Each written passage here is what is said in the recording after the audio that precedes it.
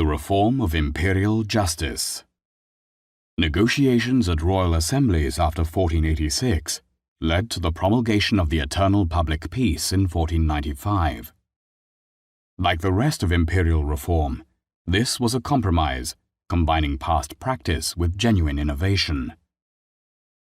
The peace's eternal character was less significant than the ban on feuds and all forms of violent self-help as a legal means of redress, shifting debate away from the legitimacy of individual feuds to condemning the entire practice.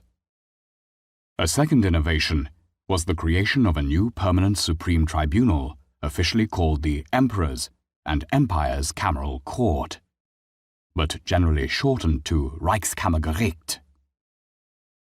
The court was given a printed procedural ordinance, completed on the 7th of August 1495.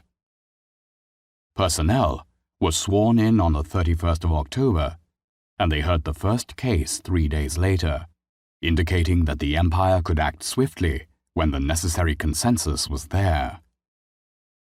Several additional features make the Reichskammergericht appear more modern than its equivalents in other European countries.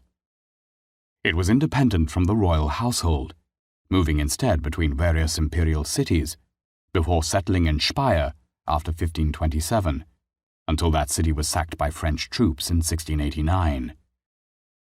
The court reopened 4 years later in Wetzlar, where it stayed until the Empire's demise.